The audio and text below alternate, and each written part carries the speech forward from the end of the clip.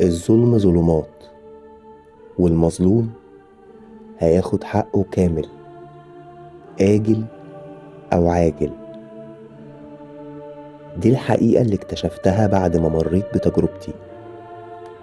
أنا مين؟ أنا يونس، بطل قصة النهاردة. لو أول مرة تسمعني على اليوتيوب أو على الفيسبوك، ما تنساش تعمل اشتراك في القناة أو متابعة على البيج، وتعمل لايك على الفيديو، وما تنساش كمان تقولي رأيك في تعليق. أنا أحمد صقر، ودي قناة إنس وجن، وقصة النهاردة بعنوان بيت يونس.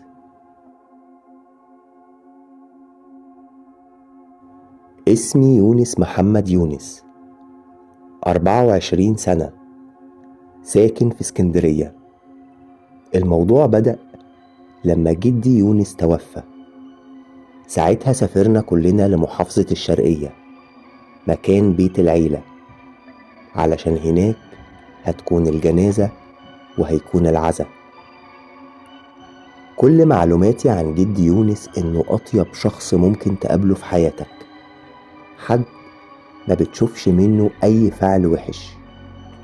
كنت متعلق بيه جدا، ولما توفى أنا تقريبا كنت منهار. أبويا كمان كان منهار. بعد الدفن والعزاء اتجمعنا كلنا في بيت العيلة. عمي طارق قال أنا لازم أرجع تاني دلوقتي البيت. هو ساكن في القاهرة، بحكم ظروف شغله كان صعب جدا إنه يبات معانا في الشرقية. عمتي كمان كان بيتها قريب من بيت جدي، هي كمان قالت إنها لازم تروح. أما إحنا فقررنا إن إحنا نبات في بيت العيلة، علشان عمي وعمتي هيتجمعوا بكرة مع أبويا علشان يشوفوا موضوع الورث. أمي وأبويا دخلوا يباتوا في الأوضة الكبيرة، أوضة الضيوف.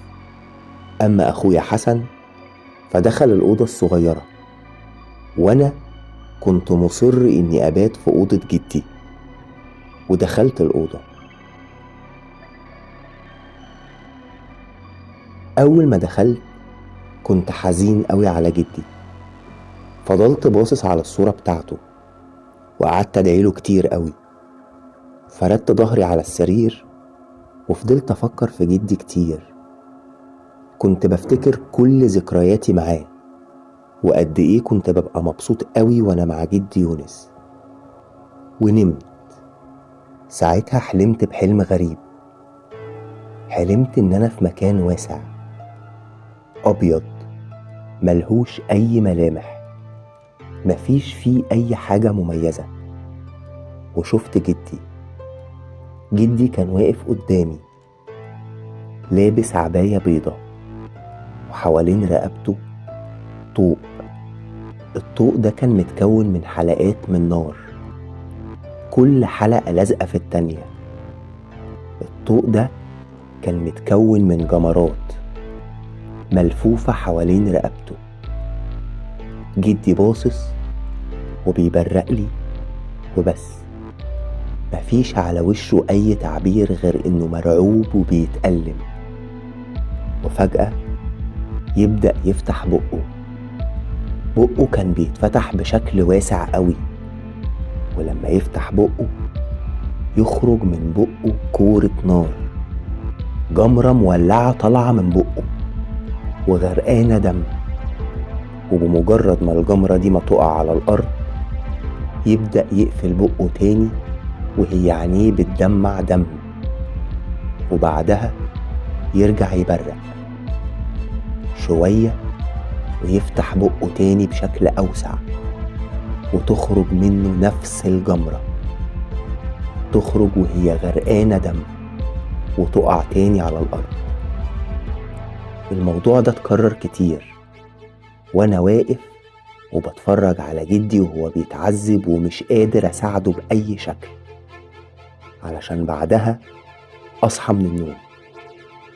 صحيت من النوم على حد بيندهلي، حد بيقول بصوت واطي: يونس، يا يونس، حقي، حقي يا يونس. ساعتها أنا ما كنتش عارف أنا لسه بحلم ولا ده حقيقة، علشان يسكت الصوت أول ما أمي ما تدخل عليا.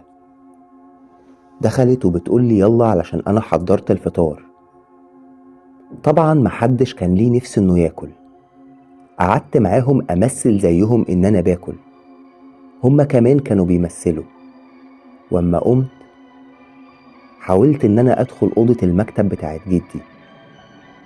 دخلت أوضة المكتب وبدأت أتفرج على كل التفاصيل اللي فيها. كتب كتير، كتب في مجالات مختلفة، مجالات صعب إن بني آدم واحد يهتم بيهم كلهم.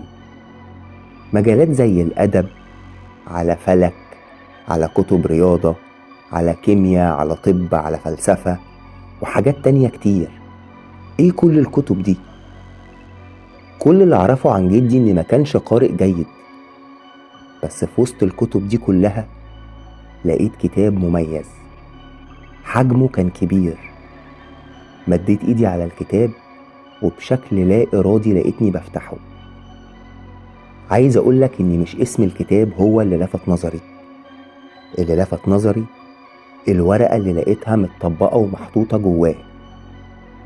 الورقة كان مكتوب فيها 18 اسم، 18 اسم لراجل وست. الاسم كان مكتوب ثلاثي، وجنبهم خانة تانية مكتوب فيها السن، ومكتوب جنبه خانة تالتة مكتوب فيها المكان. الغريب إن كان المكان لل18 اسم مكتوب تحته هنا. مش فاهم حاجة، إيه الأسماء دي؟ وليه الناس دي مكتوب أساميها وسنها؟ ويعني إيه مكانهم هنا؟ هنا فين؟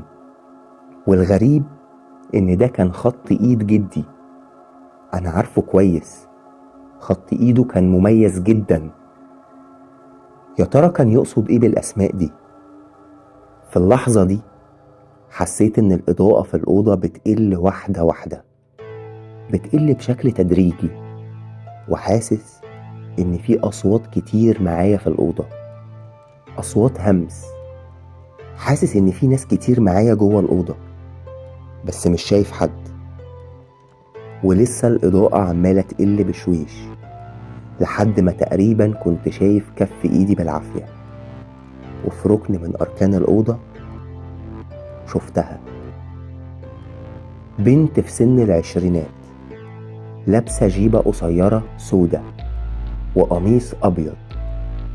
القميص كان غرقان دم، شعرها كان شكله غريب، ملامحها كانت حادة، وشها نحيف، عينيها مبرقة وفتحة بقها، ساكتة. أسنانها كانت زرقة، وشها كان شاحب. عارف لما تبقى شايف حد عايش بس بملامح الأموات؟ هو ده بالظبط اللي أنا كنت شايفه. كل اللي عاوز أقولهولك إن أنا كنت متجمد في مكاني، مش مصدق اللي أنا شايفه، وكنت بتمنى إني أكون بحلم، بس للأسف ما كانش حلم. فضلت تقرب مني بخطوات هادية، وبدأت ملامحها تكون أوضح بالنسبة لي. الدم اللي على القميص ما كانش دم، دي كانت طعنات، طعنات ولسه بتنزف. أنا شفت التفاصيل دي كلها لما بدأت تقرب أكتر. فضلت تقرب لحد ما تقريبا كان بيني وبينها أقل من متر، وأنا مش قادر أتحرك، مش قادر أنده على أي حد يجي ينقذني من اللي أنا فيه. وفجأة بدأت ترفع إيدها وتشاور على حاجة ورايا، كل ده وهي لسه فاتحة بقها ومبرقة. أنا ما كنتش قادر ألف دماغي علشان أشوف هي بتشاور على إيه. أنا فعلا كنت مرعوب وما عنديش أي تفسير للي أنا شايفه. ولما فضلت باصص في عينيها علشان مش قادر ألف وشي وأشوف هي بتشاور لي على إيه، في اللحظة دي صرخت صرخة أنا ما حسيتش بنفسي بعدها، وأغمى عليا. صحيت بعدها لقيت نفسي في أوضتي، أمي وأبويا حواليا وقلقانين عليا جدا، عمالين يسألوني هو إيه اللي حصل معاك بالظبط، ولسه هقول لهم إيه اللي حصل معايا لقيتها واقفة في ركن من أركان أوضتي بنفس الملامح الحادة ونفس بشرتها الزرقاء، بتشاور لي وهي حاطة إيدها على بقها، بمعنى إنها بتقولي ما تنطقش ولا كلمة. وبعدها شالت إيدها من على بقها وابتسمت. ساعتها فهمت الرسالة وبدأت أرد على أهلي وأقول لهم أنا اللي حصل لي ده حصل لي من كتر زعلي على جدي، فاتضايقت جدا وبعدها ما حسيتش بنفسي وأغمى عليا. بدأوا يقولوا لي لأ، مش عاوزينك تدخل في الحالة دي، ومش عايزين نخسر 2 بدل ما احنا خسرانين 1، وبدأوا ينصحوني بالنصايح الطبيعية اللي بتتقال في الوقت ده. هما بيتكلموا وأنا مش سامعهم، أنا مركز في اللي واقفة قدامي وبتضحك لي وبس. عاوز أقولك إنها فضلت واقفة قدامي فترة طويلة، وبعدها اختفت لما اتأكدت إن أنا مش هنطق بكلمة. ساعتها بدأت أعصابي ترتاح، وبدأت أبص حواليا عشان أتأكد مين اللي معايا في الأوضة، ولما اتأكدت إن كلهم أهلي بدأت أعصابي تهدى أكتر لحد ما دخلت في النوم نمت علشان أحلم حلم غريب جدا. حلمت بنفس البنت، بس المرة دي كنا في صالة البيت بتاع جدي، واقفة قدامي ومبرقة بنفس المنظر الفظيع، ورفعت ايدها وبتشاور تاني. نفسي أعرف هي بتشاور على ايه وعاوزة تقولي ايه. هي أكيد عايزة تعرفني حاجة، ايه هي مش قادر أحدد. ساعتها لفيت وشي علشان أعرف هي بتشاور لي على ايه، واكتشفت إنها بتشاور على صورة جدي. يا ترى تقصد ايه؟ ساعتها نزلت ايديها وبدأت تقرب مني أكتر. فضلت تقرب وأنا واقف مكاني مش عارف أتحرك تماما، زي ما كنت صاحي بالظبط، متجمد في مكاني وبس. المرة دي قربت وشاورت لي على السلم اللي بيطلع للدور التاني. يا ترى كانت تقصد ايه؟ هي عاوزاني اطلع الدور التاني؟ لما بصيت على السلم اكتشفت ان في باب تحت السلم. اول مرة اخد بالي من الباب ده، اكيد الباب ده وراه سر. وساعتها صحيت من النوم. لما صحيت من النوم لقيت عمي وعمتي قاعدين مع ابويا علشان بيتناقشوا في موضوع الميراث. ابويا نده عليا علشان احضر معاهم القعدة. بصراحة انا ما كنتش مهتم، كل اللي كان هاممني ساعتها اني اروح واشوف الباب اللي تحت السلم، هل يا ترى موجود فعلا ولا كان موجود في الحلم وبس. استأذنت منهم ورحت عند السلم، وساعتها لقيت صورة كبيرة قوي لجدي. الصورة كانت محطوطة تحت السلم مكان الباب اللي شفته في الحلم. رحت وشلت الصورة، والمفاجأة اني لقيت ورا الصورة دي باب كبير. فتحت الباب ولقيت جوه الباب ده سلم بينزل لتحت يوديك على بدروم، ومن الواضح ان البدروم ده ما كانش حد يعرف بيه قبل كده. اول ما دخلت الباب اتقفل ورايا، مش شايف كف ايدي، الدنيا كحل. ولعت نور الموبايل وبدأت اشوف اي مصدر اضاءة، وفعلا لقيته. شغلت النور عشان اتفاجئ بالمنظر اللي قدامي. لقيت بدروم موجود بمساحة البيت كامل، موجود تحت الأرض. متعلق على الحيطان صور لناس، صور صغيرة كلها أبيض واسود، صور لشباب والبنات والناس كبيرة في السن. الغريب إن هما كانوا 18 صورة. لفت نظري في وسط الصور دي صورة البنت، بنت لابسة جيبة سودة وقميص أبيض. أيوة، البنت اللي أنا كنت بحلم بيها، صورتها موجودة قدامي. يا ترى هي؟ ويا ترى إيه اللي جاب صورتها هنا؟ ساعتها بدأت أحس بهوا ساقع بيملى المكان، مش عارف مصدر الهوا ده كان إيه، وواحدة واحدة بدأ دخان يملى المكان. وساعتها بدأت أشوف جدي اللي واقف قدامي، سنه صغير، واقف وبيتفق مع حد على حاجة، بيتفق على جريمة قتل، هياخد في المقابل 500 جنيه. والمفروض إن اللي هيتقتل ده بنت صغيرة عندها 22 سنة، هيقتلها علشان أخوها الوحيد يرتاح منها وما تشاركوش في الميراث. وعلشان كده أخوها راح لجدي علشان يخلص من أخته على إيد جدي.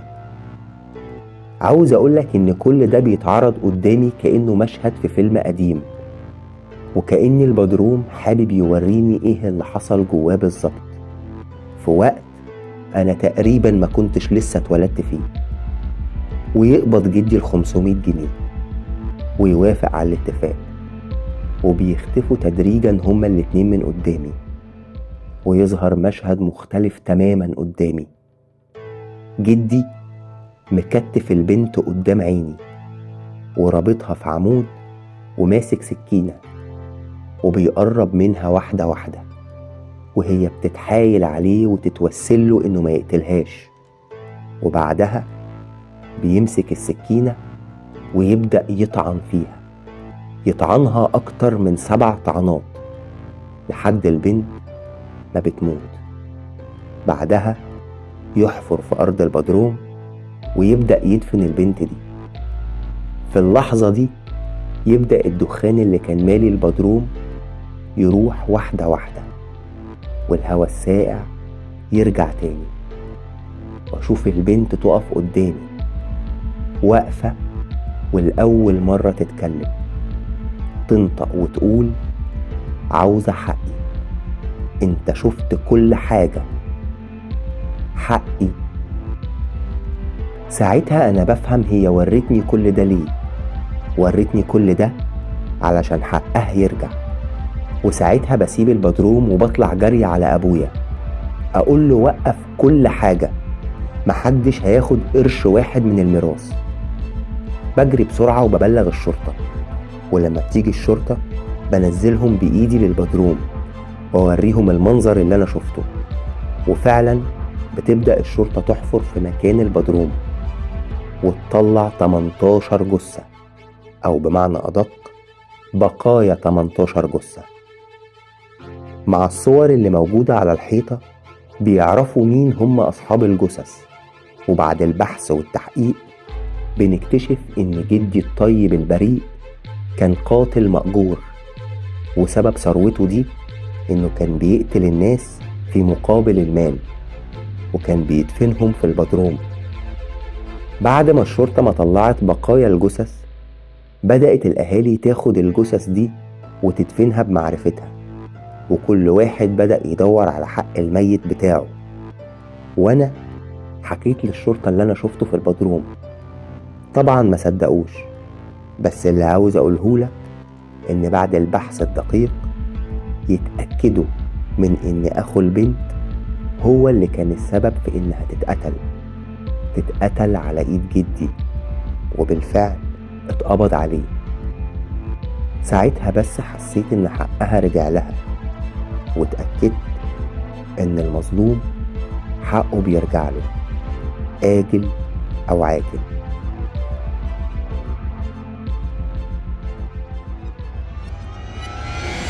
لو أول مرة بتسمعني على اليوتيوب ما تنساش تعمل اشتراك في القناة، وما تنساش كمان تعمل لايك على الفيديو لو عجبك، وأهم حاجة بالنسبة لي إنك تسيب لي رأيك في كومنت. أنا أحمد صقر، ودي قناة إنس وجن.